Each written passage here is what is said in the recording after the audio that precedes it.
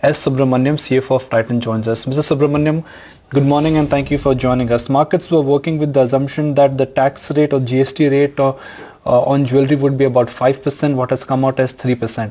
Now, on paper, this is positive. But will this translate into bigger and greater business for you? I would think so.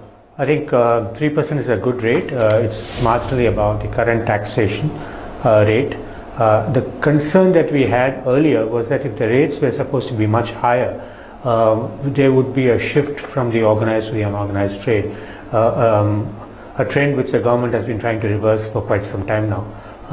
So the PAN card regulations, the demonetisation, the cash restriction for 2 lakhs, all these are in the direction of getting this trade to be more organized. And therefore, if the rate had been high, it would have been a retrograde step. It's good that the government has kept a rate which is reasonable, 3% slightly over the current rate. But hopefully with some input tax credits that we may get, we'll have to work out and see what the eventual impact for the customer is. But I don't expect it to be significant. And therefore, I think it's a big positive for us. Mr. Subramaniam, morning, and you must be a really relieved man, I'm sure, this morning. But just to understand the math, Titan will also be allowed to claim an input tax credit. So what will be the effective tax rate approximately, and what would it come down to then? I won't want to share the numbers now. Yes, you are right. We will get input tax credits on all our on the gold itself that we are buying, and on services that we incur, where we've been hitherto incurring service tax. We will be getting credits on that as well. So I think we will have a fairly reasonable amount of credits, input tax credit that we can get, which we can offset against the 3%.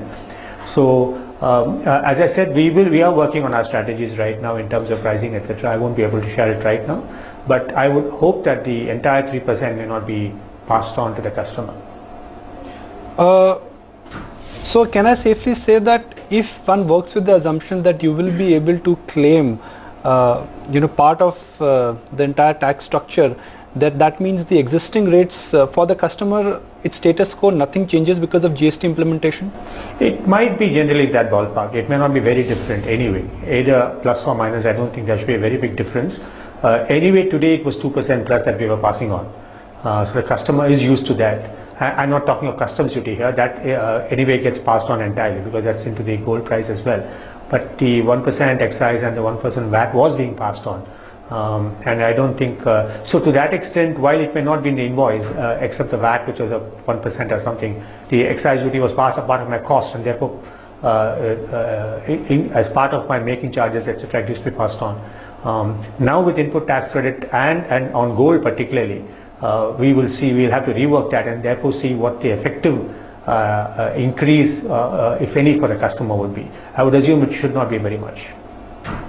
Now, just to understand the whole, scenario which markets have been working with the following scenario: that GST implementation is great news for organized sector, it is bad news for unorganized sector.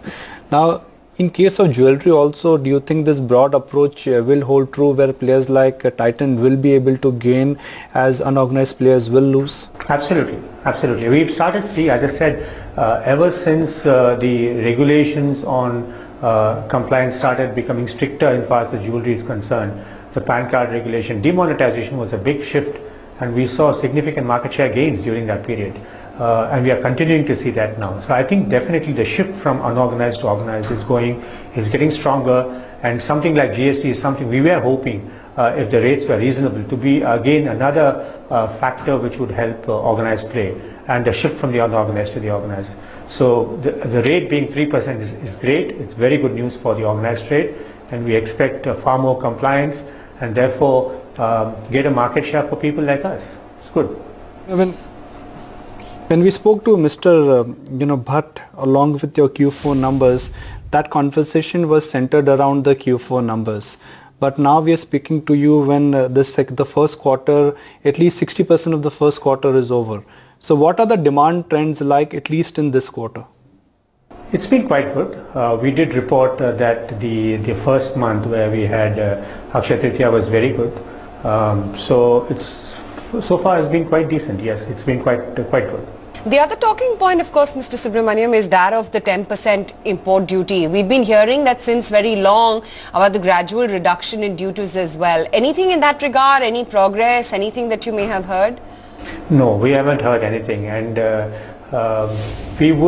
is one thing which is still a demand, rather a request from the industry, because I think the main thing there is not about the 10% per se, but the fact that a lot of smuggling apparently is happening because of these high rates. The Gold Council's estimate of 150 tons is a hell of a lot of gold which comes in into the smuggled route and therefore goes through without paying any taxes whatsoever.